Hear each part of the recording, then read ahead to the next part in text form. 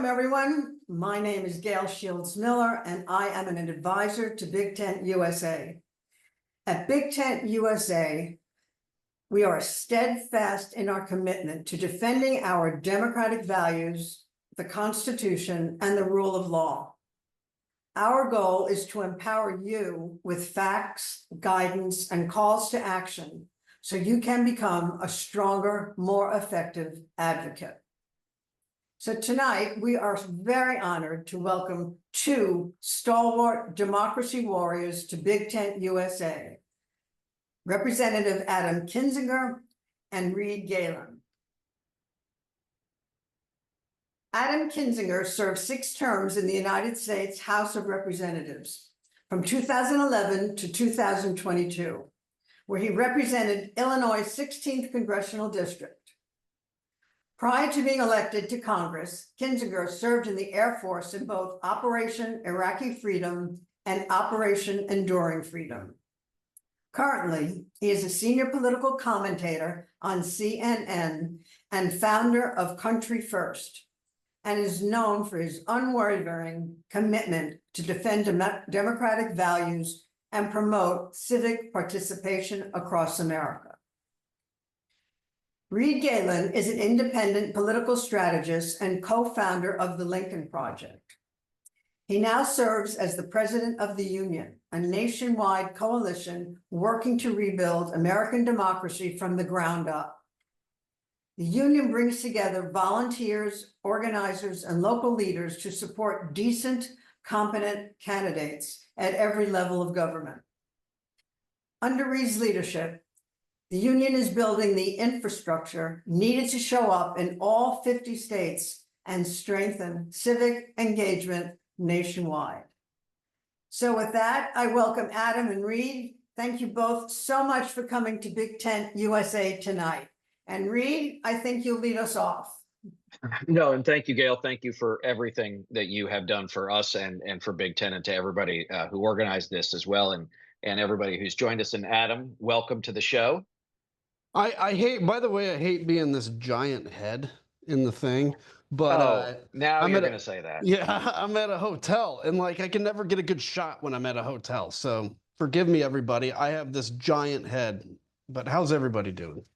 I hope everybody feels a little bit better after we're done here. But so Adam, let's just kick it off here. So we are 6-ish months in now to Trump. I don't know if it's 2.0, 3.0, wherever we are, whatever system failure we're in at this point. So give us a sense of how you think we're doing. Are we further behind than you thought we'd be? Are we in deeper kimchi than you thought we'd be? Where are we? Yeah, I mean, look, from a country perspective, we're in far deeper, crap, I'll say, than what I expected. I mean, look, we always suffered, I think, from a failure of imagination of what does authoritarianism look like, small steps, like how small steps compound into where you wake up one day and you're just like, holy cow, how do we get here? And I think we're already there. I mean, like, I was talking to some friends from France, actually, and they're like, if this would be happening in France by now, basically creating a deportation force the size of the Russian military, we'd already be having a revolution in the streets. And so there's a number of reasons why the United States, we can't compare to France, we can't compare to Germany. But I do think we're in a bad trajectory. Now, I'll also say the thing that concerns me, Reed, and I know it concerns you too, is just every day we cross new norms. And once you cross a norm in politics, you never get it back, right? Once you get rid of the filibuster, you'll never re-invoke the filibuster. Once you get rid of, once a person says bullshit the first time in public, now every politician now says this in public. So you never can put the cat back in the bag. And I worry about what we've done to our political system. I worry about what our kids are seeing and what kind of a system they're going to grow up to lead. And also in our kind of democracy movement, I would say, we're kind of on track for what I was hoping, but I do think we have a lot of work to do. What's your thoughts on that? Because I'm curious on that end too. Well, it's interesting you mentioned the kids, because I was thinking about this. I heard somebody say this the other day, that we now have children, my children, right, who have only ever known the Trumpocene era, as I like to call it. They don't know. I mean, you think about when you're growing up and I growing up. I mean, most of my formative years, were Ronald Reagan was president, right? So like that is sort of something that imprinted, for better or worse, sort of my political childhood. And so I think that's one thing, is that I think a lot of our kids and our younger people, like Adam, I hate to say this, I don't think they're surprised, Right. right? Like this isn't new for them anymore. And so the idea of being shocked all day, every day, aside from being exhausting, I think a lot of them, look, there are a huge cohort of Americans, I think especially younger Americans, for whom there was 9/11, there was Hurricane Katrina, there was the great financial meltdown. We've had one thing after another. We've had Trump, and we've had COVID. So for them, right, life has been one just pond full of black swans. Mhm. And so I think that there's this level of sort of exhaustion, which is totally understandable. But I think you're right, which is I think that it's weird to say this. One of the things we have going for us is that the Trump people are incompetent. That if they had any idea of really how they wanted to operate, they'd be further along. And I know that sounds weird. It seems like they really rushed, Yeah. and then they sort of hit a wall and slowed down. But I do want to bring up something you said, and ask you about your former colleagues on Capitol Hill, which is the idea of Republicans voting for basically the creation or the recreation of ICE as what, like, the world's eighth largest like armed force in the world, ahead of like the Israeli military. And I know that there's a pretty strong, like the Rand Pauls of the world felt pretty strongly about pulling back from military stuff, but those same libertarian-ish people now, $180 billion, all of these people, thousands, tens of thousands of officers that have to be hired. And of course, as you know, having been in the military, the more people you need, the further those standards are going to drop. And now it just seems to me that the tenet that you and I came up with, which was, individual liberty is paramount, is just out the window. I mean, that's what it blows me away, Reed, because I remember at one point, I don't remember what almost shutdown it was when I was in Congress, but we almost shut down the government. Actually, I think one time we did shut down the government Right. over a difference of like $15 billion. And, I was always a moderate, and I remember kind of yelling at the right in the party, being like, really, you guys are going to shut down the government and cost more money than what we're at in the difference in this. And now these same people, look, I can't stand Rand Paul, but I do give him credit for he actually really believes this stuff. And Right. but these same people are now have no problem. I mean, look, Don Bacon, who you and I like, right? He's not even running again. You Right. know, ever imagining voting for something like this, they never could. The fact that they're not calling for ICE to pull their masks down, I mean, this to me is one of the craziest things. When you see Russian paramilitary that go in and crack skulls in, whether it's in Georgia, whether it was in Ukraine before, the free government, anywhere you see it, they all wear masks. And they wear masks not to protect their identity and protect them from retribution. They wear masks because it allows them to have a feeling of power, because they can act behind anonymity. And the fact that my party, our party, who almost got rid of the Patriot Act because they believe it was too much of an infringement on private, on your privacy, is now going to build this massive deportation force. I don't get it, except that at some point over the last 10 years, and this is what people need to remember, it's been 10 years, as you just talked about. So there is no like good Republican left. There's, anybody that had a soul or was not willing to kind of crawl over broken glass on behalf of Donald Trump, they've been weeded out of the party. I mean, you can't exist. You simply could not have existed that long. And so that's what we see. And I just think, Reed, and I'd be curious your thoughts on it. I don't know if the Republican Party that we ever knew in our lifetime will ever go back to being what it ever was, because the muscle memory is so gone. It might get closer to conservatism again. I don't know. It's certainly not conservative now. Well, no, and to your point, that it was a party, whether you agreed with it or disagreed with it. Generally speaking, what it stood for made sense. And also remember that as Republicans and Democrats were having very, very difficult political and policy arguments, they were all predicated on the same ideas, right? That maybe if you wanted to get to goal X, the argument wasn't whether or not we should do X, it was how we were going to get there, right? Mhm. It was a methodological issue almost. Now it's, we have one party that still, tries to hold on to the values of what the United States is and what we want it to be, and the other one's talking about like what's the weather like on Mars today, right? Like it doesn't even make sense. And I think that was one thing that we talked about a little bit. And I don't want to get too off kilter about this because I think we'll get it in the Q&A too.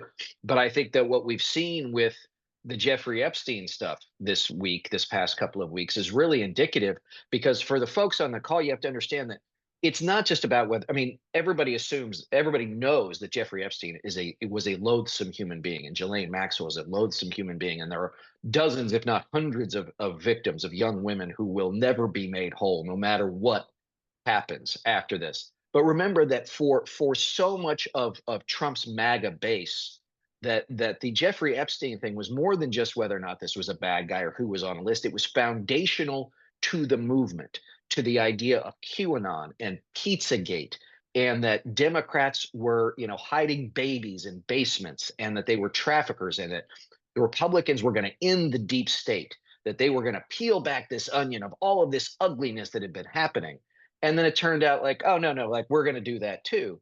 And that's why I think you see this upswelling. And Steve Bannon said the other day, like, this could cost us 40 seats next year. Not Mhm. because Republicans or MAGA Republicans will suddenly decide they want to vote for a Democrat, but just because they will stay home theoretically in droves. Because remember, as you know better than anybody, a lot of these people are folks who were pretty much disengaged from the political process until Trump showed up, right? And they have certain foundational pieces. And I think that's why we've seen so much of this trouble coming from Bondi and Bongino and all these other people. Let's just be clear too. None of these people should have any public service or responsibility whatsoever. But I'd love to get your sense as someone who had to suffer the slings and arrows first as that moderate Republican, and then having to navigate MAGA as it came online.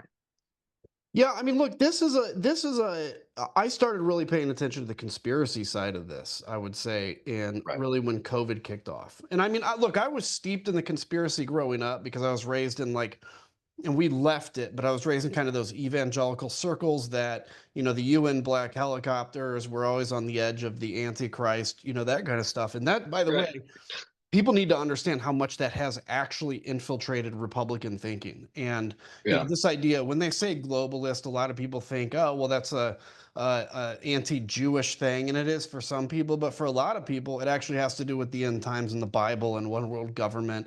And so the reality of it is, the thing that is driving these people are the conspiracies, but the conspiracies are part of something bigger, which is a cultural battle. I mean, you can't go through the years of Rush Limbaugh, the years of Fox News, the years of what we have now, that have developed this machinery to turn culture against each other, to make liberals the enemy, not your competitor in thinking. Liberals are the enemy. They're worse than Russia. They're worse than China. And you do that for 30 years, and eventually what you're going to spit out is a conspiracy-driven movement, and somebody like Donald Trump is going to come along and take that. And that's why it's so important for what you and I are doing, and what a lot of the people on the call are doing, or look at or interested in, is we ultimately look. I would love to get back to where we could have disagreements and actually debate them on the floor of the House of Representatives. That is a luxury that unfortunately we don't have right now. Um, our real fight right now is against the forces of authoritarianism. And what does that mean? It means in this big tent thing that we talk about, we're going to have people that are former Republicans.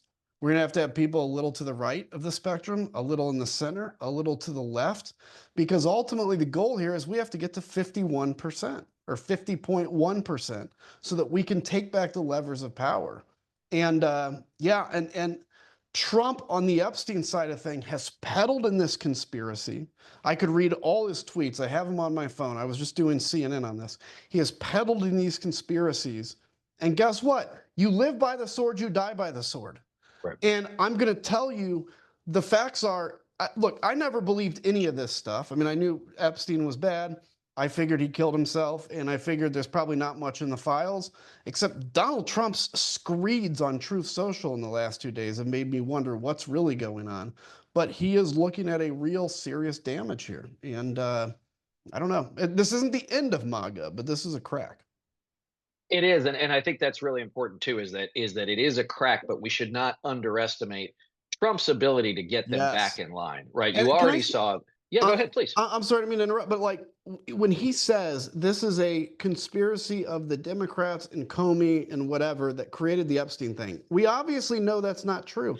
98.97% of people that watch him say that know it's not true. But what he's doing is he's giving a talking point to his base because he believes, and it's true, if you say a lie over and over and over again, it either becomes reality or it becomes confusing enough that people just disengage on that. That's what he's doing. That's what he's really good at. Well, and there's one additional piece of that, which is giving his followers an escape hatch to not have to have that cognitive dissonance of saying he's lying to us, right? Give me someone to blame. Okay, it could be Pam Bondi, it could be the Democrats, I don't care, but give me someone to blame that isn't named Donald Trump because I Yep. can't handle that, right? And they don't want to handle that because, again, it goes back to this idea of the leader principle. MAGA doesn't have an ideology. MAGA is whatever Donald Trump says it is on a given day. And we're talking about this now because, again, electorally, and we could talk a little bit about this in the Q&A, you could target those very deep MAGA voters and saying, the Republicans, not Donald Trump, but the Republicans are trying to cover up Epstein. The Republicans in Congress are doing this. The Republicans, they don't want this out. They don't want this out, right? Because, again, you're not going to get them to come across the line for a Democratic candidate. But if you can turn them off enough, right? And you look, turnout in 2022 was 44% anyway. Maybe it'll be higher next year, Adam. I wouldn't count on it at the moment. But again, you don't have to turn off many of those kinds of voters, right? Starting now, not starting September of next year, but starting now to say, you know what, to hell with it. I don't know whether it's true, whether it's not, but I didn't like this to begin with. I don't want to do it now. I don't want to do it anymore. And I'll just stay. Yeah, and one of the things that is really worrisome to me, and you know, this is where I'm very critical of the messaging of the Democrats. I mean, I think we see now how good Nancy Pelosi really was at messaging because we see what the lack of Nancy Pelosi is. But one of the things that really struck me, so I was always a pro-union Republican, and I remember talking to the unions, and they would always say, our membership is 60% Democrat, but we have 40% Republicans, and we want to support you because you take pro-union positions, all this kind of stuff. So the Harris campaign calls me because they're desperate for me to go to Nevada and talk to union leaders because union leaders don't know how to talk to their Republican members because they're getting shouted out of the union halls now after they announced that the unions are supporting Harris. I spoke to the about 2 weeks ago to the Laborers International Union Midwest Council, and these are all the leaders of all the Midwest. And they were telling me that their membership now is 60 to 65% Republican. And they're saying, I don't know how much longer we can hold out endorsing Democrats before there's just a pure revolution in the unions.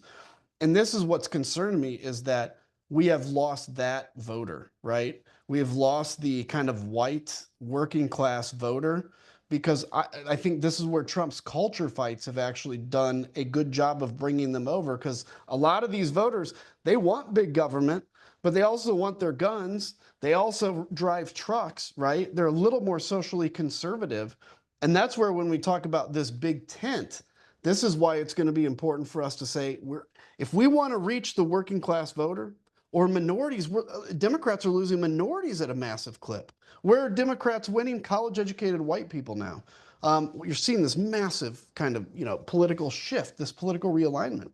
But that's where we have to really focus is how do you reinvigorate minority communities, the white working class, the unions to say, look, Donald Trump is abusing you. This tax cut is not, all that did is suck revenue from you and give it to people that don't even notice they have a tax cut because they have an accountant that does all their work. And that's where I think the big fight is.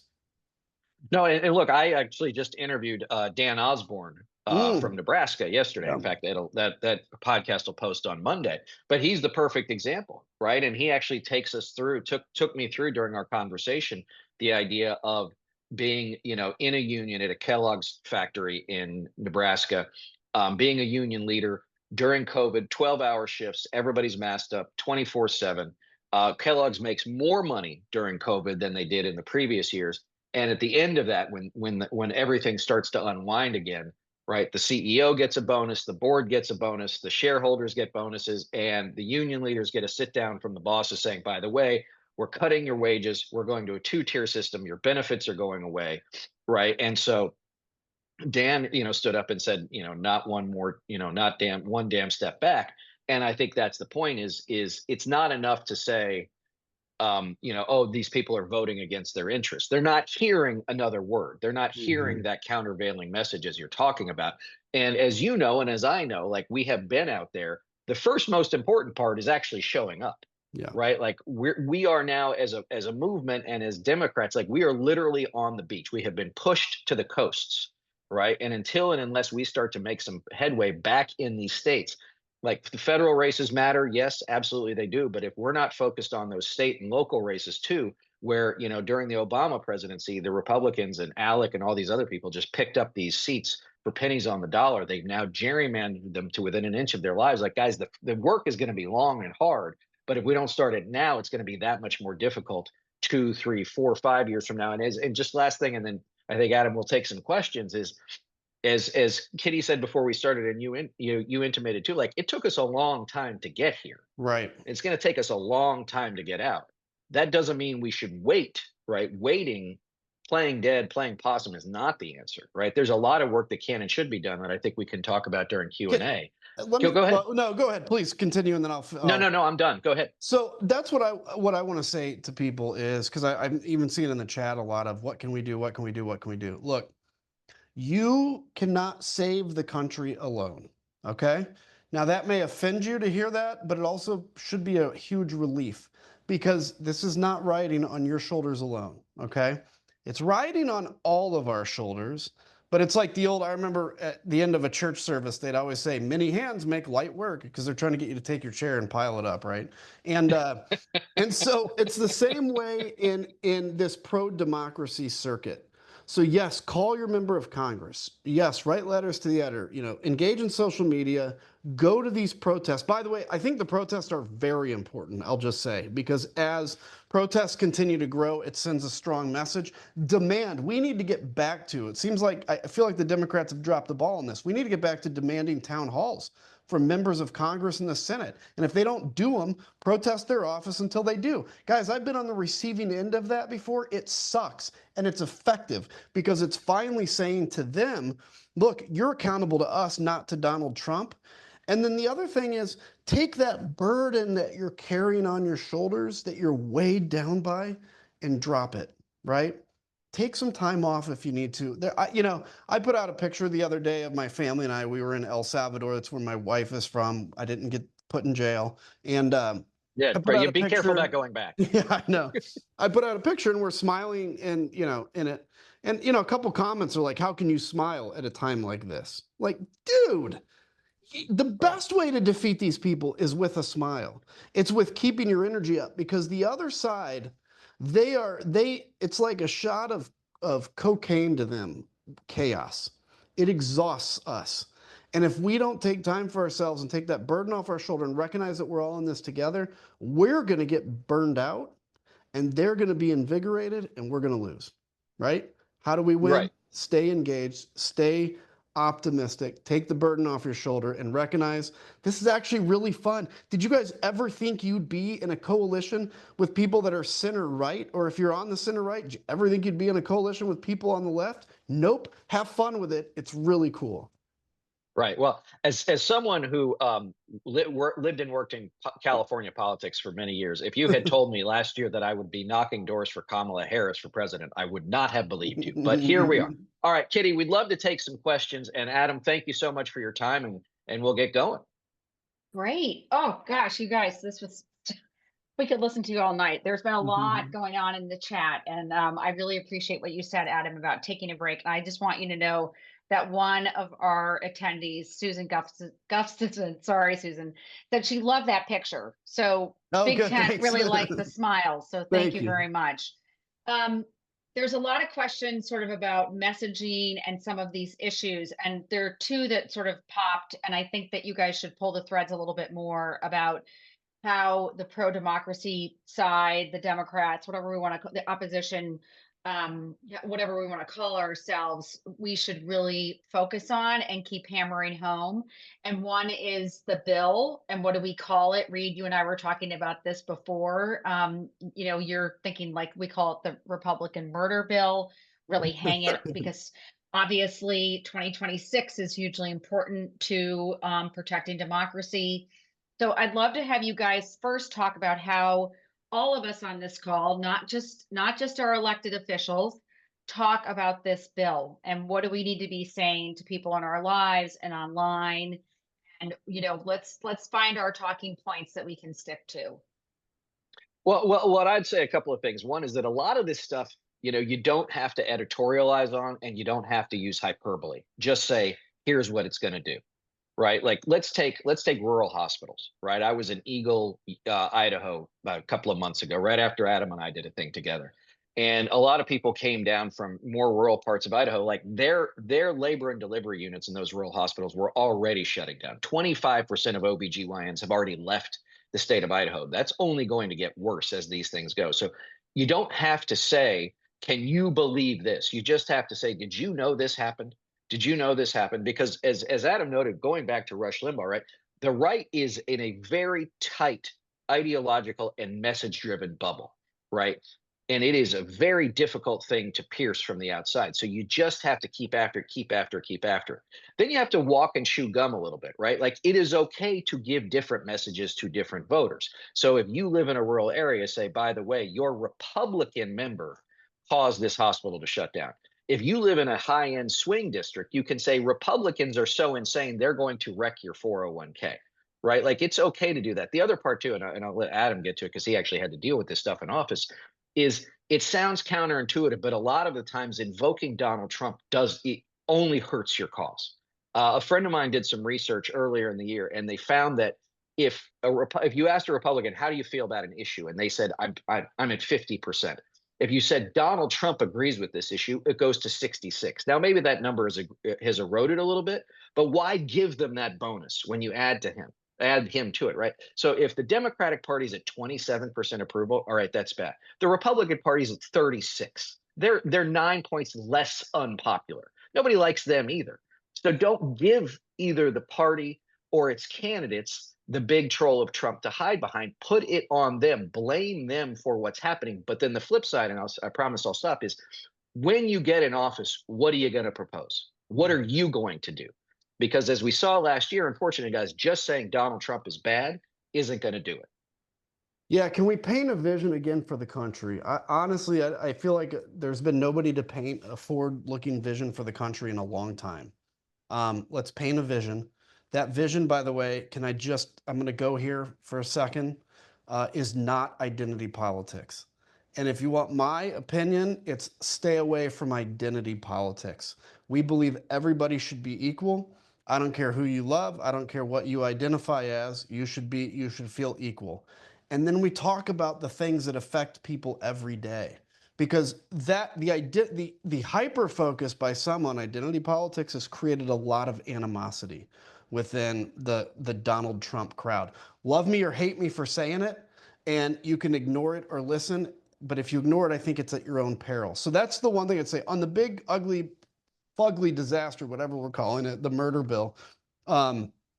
Look, a couple of big things. Obviously, the rural hospital's huge. I was on the committee that dealt with rural hospitals. We always dealt with these critical care hospitals. And for the Republicans to now be on the lead of shutting them down is egregious. And the Democrats, and frankly, need to be finding every story in every paper about every hospital that's going to close and hang that around that Republican's neck. Secondly, we need to play and I say this gently, a little class warfare here in that we have billionaires that are on stage at CPAC with chainsaws giggling about what they're cutting to the US government that is necessary while they're getting tax breaks by the Republicans. I get it, Elon and Musk and Trump had a falling out, but they didn't have a falling out because they disagreed on policy. They had a falling out because there are a couple of guys with egos. The billionaire class that is getting money from the poor and from the middle class. It is insane, and we need to equal that out. And I think you can do that without we don't want to turn people against other people, but also saying like there has to be fairness in this country, and we don't have it. Yeah, completely agree. So the other big topic, and you guys have already addressed this, but it's clearly something that I'm hearing a lot of former Republicans like yourselves saying we cannot let it go, is Epstein, Yes. because it seems to be a fissure in MAGA and a little bit online, and seeing some folks like burn their MAGA hat and all this stuff. So if you guys were working, Adam, if you were running as a Republican, and Reed, if you were working for Adam in 2026, and like, okay, I gotta flip that. Hang on. Adam, if you were running as a Democrat, sorry, in 2026, and Reed, you were working for him, like, how would you tell Adam to deal with the Epstein files? Like, what would you say to him in terms of messaging around this? Well, look, I'm a huge fan of, especially because you have Donald Trump as the immovable object in so much of this stuff. I like to put Republicans in what we call what I call a box canyon. Make them decide where they want to go. Do they want to go with Donald Trump and say nothing, or do they want to go to the side of Jeffrey Epstein, the child predator? Make them make that choice. There's no good choice for them there, right? If you go towards Donald Trump and you're ignoring Epstein and all the things he did, right, then you're ignoring the child predator. If you're protecting Donald Trump, then you're also in favor of what a child predator did, and not ensuring that all the people who were involved in what he did don't get their comeuppance, don't get the awareness they need. Again, put them in a place where they don't want to be. And to Adam's point too, as he can attest, the one thing, guys, when you think, okay, the emails don't matter, the calls don't matter, if there's one thing a legislative office doesn't want, it's calls from constituents. Yeah. It's the last thing in the world they want. So keep that pressure on, because look, there are 435, well, I don't know how many members there actually are at the moment. There are 435 seats in the US House of Representatives. Not one of them, right, on the Republican side of the aisle has like 1/1000th of the backbone that Adam showed, right, in the last few years. These are fundamentally weak people, and they're weak people because they're scared to death of somebody like Donald Trump. Where if they had stood together years ago, we wouldn't be here. Adam, I'll let you. Yeah, He'd be gone. I could talk for an hour about why Donald Trump is still politically alive, and Kevin McCarthy, and we can go into all that. Let me just say about Epstein, I think I'm going to give you guys a quick primer on this, because I think a lot of people that don't swim in conspiracy circles on the right don't understand how powerful this is. In 2018, somebody joked, or whenever Epstein hung himself, 2019 or whatever, there was a joke going around where people would say Epstein didn't kill himself. And the joke was because Hillary Clinton always kills her opponents, and Bill Clinton was part of Epstein, and so Hillary did it. Started out as a joke. Then some guy said it on Fox News. And then it took on a life of its own, where this alt-right crowd began talking about Epstein, except instead of saying, gee, I wonder what pedophiles are on the Epstein list, it became every Democrat is on the Epstein list. I mean, Reed, you've been called pedophile, I'm sure. I've been called pedophile. It's become yes, a they sent mail stand-in. pieces to my home, and all of my neighbors calling me that. It was terrific. Yep. It does two things. Number one, it actually cheapens the fact of what pedophilia really is, a disgusting, sick crime. But it demonizes the opponent. Like, I mean, I honestly, if there was a real pedophile in front of me, I'd probably beat him close to an inch of his life. So it demonizes people. And so this became a religion on the right. And this idea of exposing the Epstein files because all these Democrats are going to go down in flames because Epstein, of course, catered to Democrats, and they're all pedophiles. That was a religion, and then all of a sudden Trump comes in and says there's nothing there after saying there's something there and everything else. And it's created this huge fissure, as we talked about. So what would we do? I don't know if I was running for office in 2026 what I'd say, because I'd have to see at that point. What I think is important is that we continue to troll these people on social media. I hate to say it because I hate trolling, but I am trolling the crap out of them and keeping the Epstein thing alive because it angers them. And that's what we need to do, because this is very embarrassing for MAGA. The fact that, because there's only one of two possibilities, one of two. Either Donald Trump lied about what this is, and there's no conspiracy after saying it was, or else he's covering it up. It's one of the two. Take a pick. So, and just Kitty, one more thing, just to bring one more long-standing thread into all of this. The idea of calling your political opponents pedophiles comes from Russia. That's Yep. where that has been utilized more than anything throughout history, throughout recent political history anyway. Is that if you can be the first person in an ugly race or to call your political opponent a pedophile, then you're on the winning side, such as it is. So that's one more thing to bring together in all this. I did not know that, Reed. So I appreciate that. All right, let's do a little like future forward and what we need to be doing in this moment and as we head into 2026 in the midterm. So, Reed, I'd like to start off with you and your work at the union, and I'd love to hear, what you're doing at the union, what it's all about, why you're doing this and not the Lincoln Project. So, just give us, a bit of an overview of your work right now. Sure. So I left the Lincoln Project about a year ago. We actually started the union under the LP brand about 3 years ago.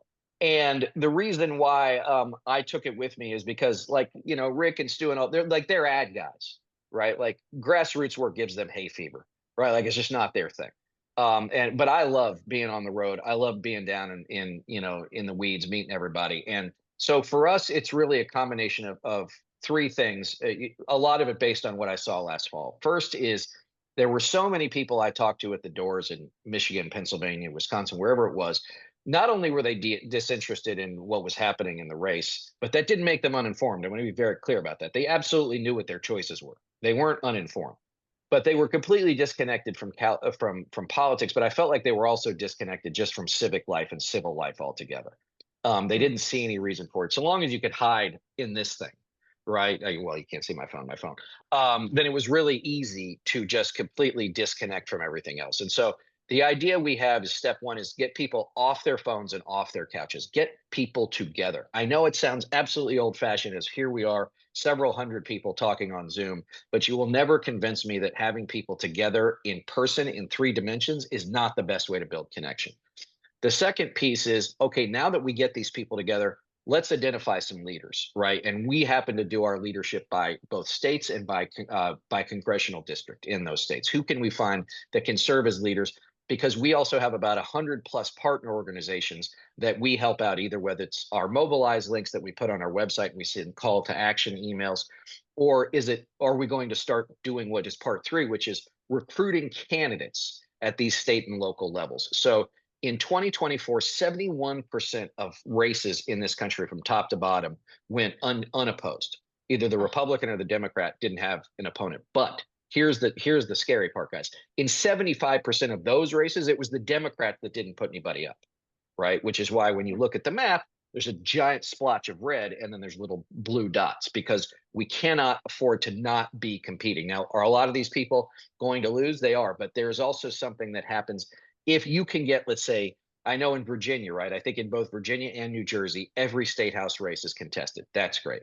Now, we're also testing a little bit of this stuff out in places like New Jersey and Virginia, where I just spent a lot of time, and in Pennsylvania. Do not sleep on Pennsylvania, guys. There are 3 Supreme Court retention races this coming November. And if those 3 judges get retained, then the liberal wing of the Pennsylvania Supreme Court, I believe, has a majority for like another 3 or 4 or 5 years. I'm not exactly sure.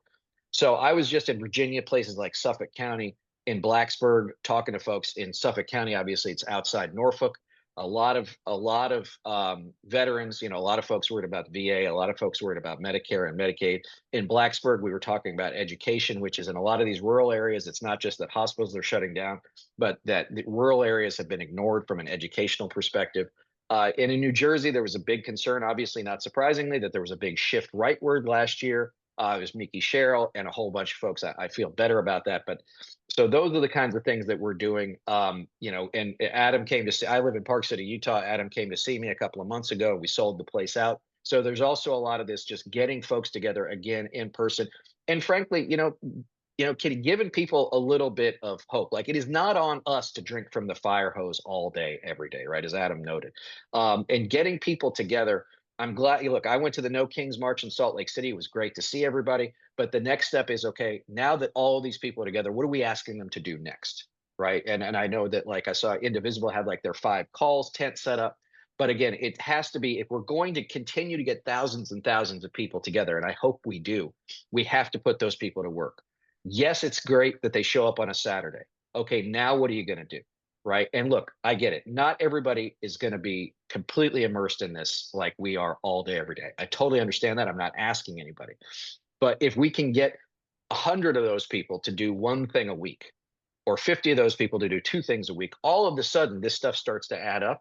And now what is unformed starts to become a real movement that is pushing forward. But the last thing I'll say is this is, as Adam noted, like, what is it we want? Right? Because I'll tell you this, it can't just be we want status quo ante bellum. We offered that. We offered that again and again and again. And the American people said it's not what we're looking for. What do we want the world to look like when Donald Trump is gone? He will be gone sooner than later. What is it that we want to build when he's gone? And until and unless we can start to articulate that, not just for people who are here at Big Tent, but all of those people who couldn't go to the No Kings events because they're at work, as Adam noted, then it's just going to be a hill that's too hard to climb. I would say this, just to tack on. First off, follow me and read on Substack. If you don't, you're wrong because we put out some really good stuff. So don't be wrong, okay? No, but look, we, there's a stat. I remember somebody that I knew, and I'm going to probably get the names of these groups wrong, but in the 1920s, people felt very disaffected from federal government. And so you actually saw grassroots movements rise up. You saw, I think that's when either Alcoholics Anonymous, Kiwanis, Rotary, groups like that. I don't know if it's specifically those, but a bunch of them popped up in that time because people felt disaffected and they basically looked in towards their community. And I think community is going to become cool again someday.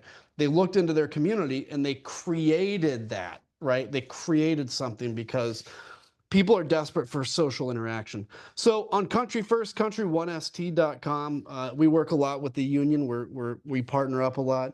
We're doing the same thing in terms of we have an academy. So people that want to run for office, we teach them what they need to do because I get asked all the time, what do I need to do? And I can't necessarily answer that question, but we can put you through that.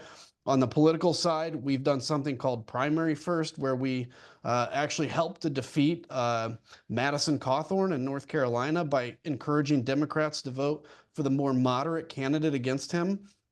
So we're trying to get people to turn out and vote in primaries where there's a candidate that's better than a Trump candidate, where a Democrat, for instance, has no chance of winning. And vice versa, I guess. And so we're going to do that kind of stuff and continue to target those races. And I'm going to be working a lot to get Democrats in because Democrats have got to win the House and take a shot at the Senate. So country1st.com, we got a bunch going on. And again, the union and Country First work together really well. That's great. That's really exciting to hear. And I think anytime we hear that people are collaborating and working together, which is why we wanted to have you two come to Big Tent, it keeps all of our inspiration, our hope. We all feel better, I think. Adam, I did want to ask you a question from one of our attendees, Joseph Layson. He says, what can a veteran do when after discharge, he's told he did not get his benefits? So I know this is specific, but I really thought we should just make sure he knows what to do. Look, I'm now a disabled veteran because I've retired from the Air Guard. And I assume you're probably talking about like VA disability in some cases. That's usually what people are talking about, or retirement benefits, whatever. What can you do? You've got to call your member of Congress, even if it's a crappy Republican. Every member of Congress has a caseworker. If they're not responsive, try your senators, but they all have caseworkers that work these issues. And so if you think you were wrongfully denied benefits that you deserve, and you're having a hard time getting through, don't hire lawyers yet because there's a lot of people that will get you to pay $1,000, $2,000 to represent you. Go to your congressman first and see what you can get done. Thanks for your service too. All right, thank you. I appreciate that. There's a lot of appreciation for both of you in the chat. I wanted to ask you guys a personal question because you've been at this for a long time.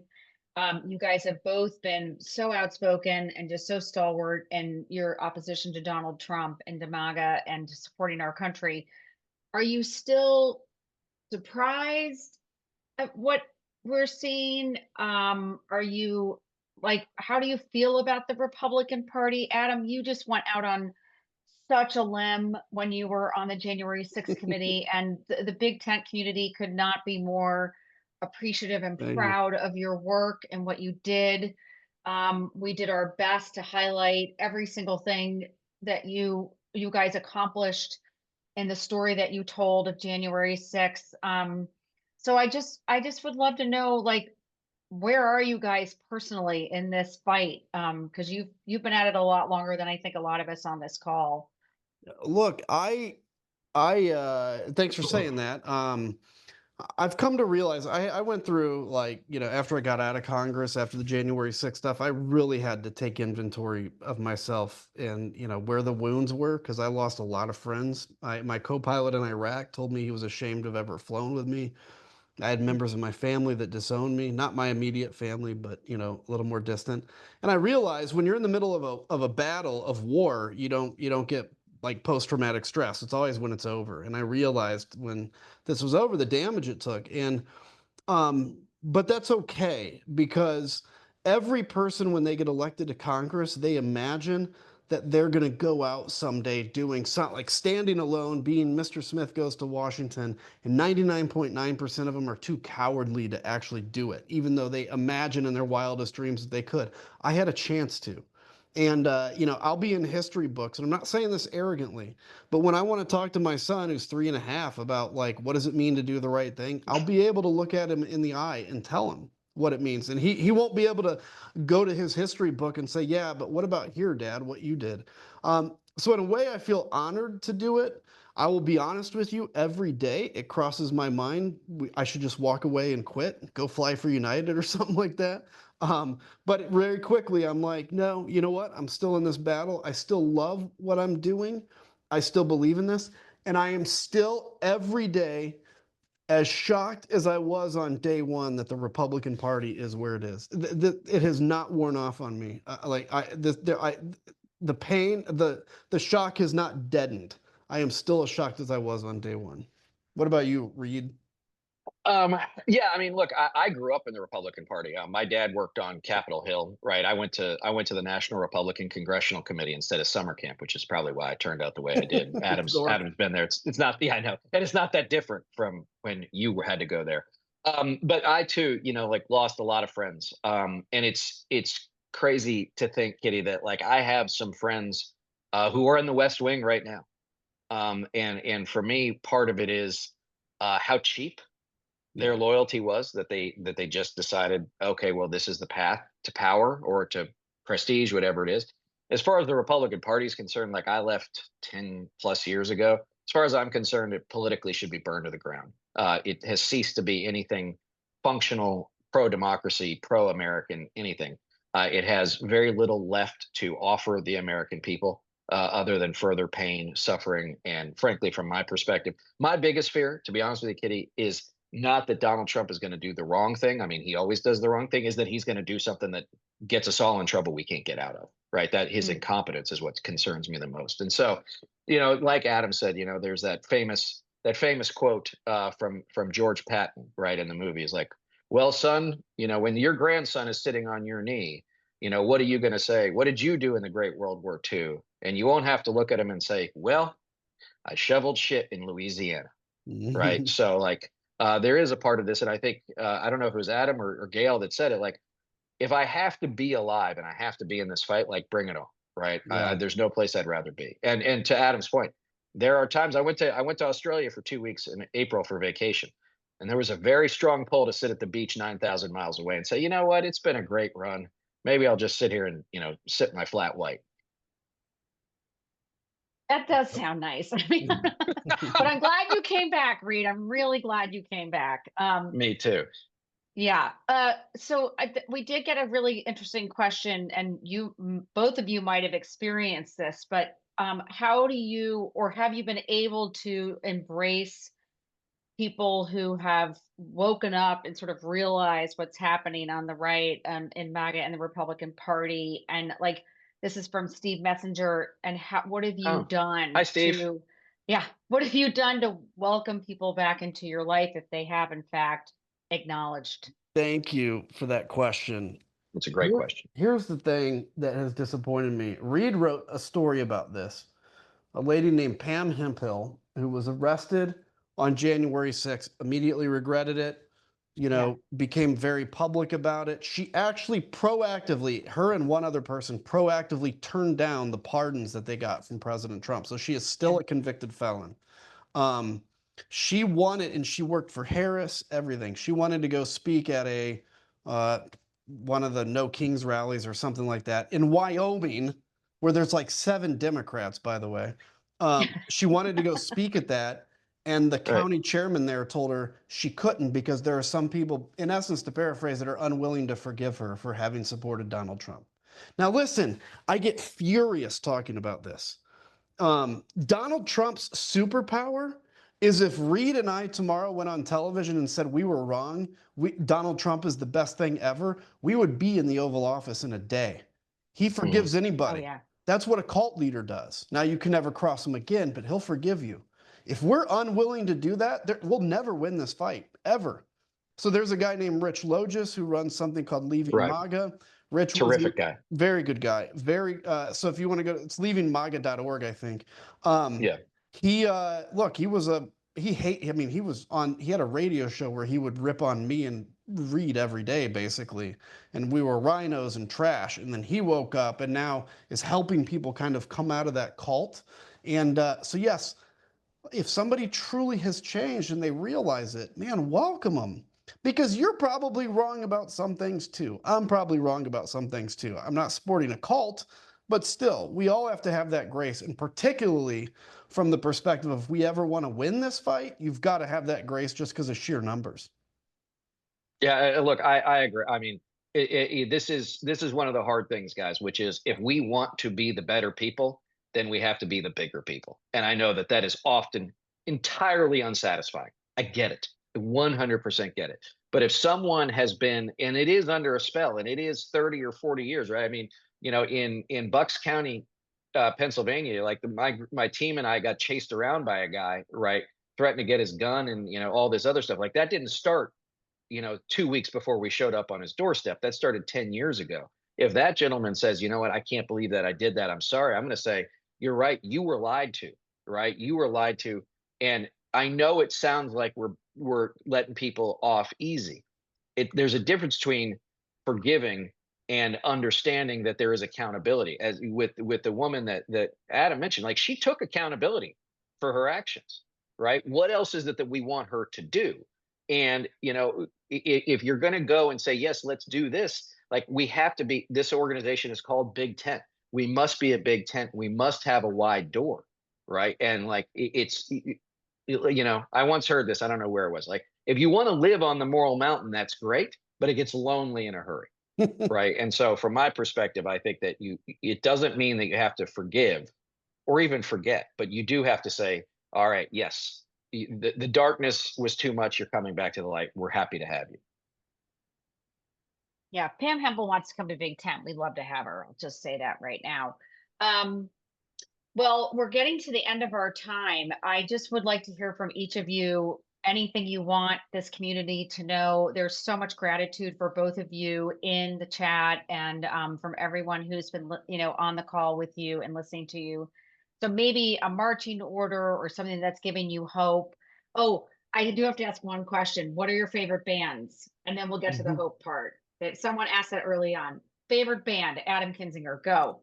Right now I'm kind of into One Republic and Odessa, which is more like kind of dancey, but kind of into those right now. That's Okay, nobody needs to see him dance though, just so you know. No, I don't know. He's got moves. Man, I'll tell you what.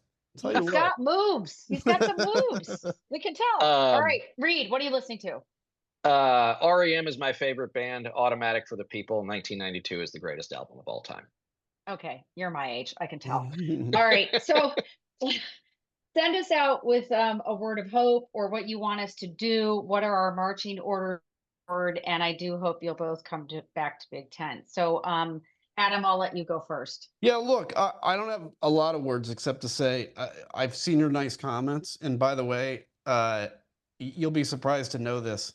I've never once, maybe once, never, except for the one time, I've never had anybody come up at me and yell at me in public, which is crazy. Reed has. I haven't for some reason. Everybody comes up and they say nice things. And I say that not because it shows that people I think outside of the internet are still have decency. I mean, there's obviously people. I was in the airport today. I'm sure there were people that didn't like me, but they had decency or shame, I guess. Um, I think we're still a great country. And every time we've faced really tough challenges, we've always come back. My grandfather stared down the Nazis. You know, many of your family members did the same thing. My generation responded after 9/11. All the sacrifices for 250 years in this country has led to this moment. And I refuse to be part of the generation that lets this country fail. I refuse it. If my grandpa can stare down the Nazis, I can stay engaged in politics and refuse to let the enemy win. So that's what I would say. Okay, Reed. Listen, Kitty, thanks to you and everybody and Adam for joining us. I mean, the one thing I would say is I do a lot of events. I go a lot of places in the country. Here's what we need. We need more outreach to people our age and to people south of 35 years of age. Every time I go someplace, I'm happy to have everybody come out, but like we are skewing older, we have got to get younger Americans tuned in. Millennials and Gen Z now make up 45% of the population. That number literally goes up every day. They will be more and more of an electoral force. And I think right now they are just at sea, and who could blame them, as I noted at the top. And so for me, it's if you have a younger family member or a younger coworker, or there are friends, or have friends, kids, get them involved. They have every right to be cynical. They have every right to be skeptical. We don't have every right to not try and get them in. So to me, that would be part of it. And also, please go to jointheunion.us. We got events everywhere, meet and greets, candidate town halls. We're working with a lot of local candidates to help get them over the line, in both Virginia and New Jersey, as I mentioned, and then obviously into next year. That's great. Yeah, thank you guys so much. We really appreciate it. We hope you'll come back to Big Tent. There'll be a lot to do in 2026, and we can't wait until then. So good night, everyone.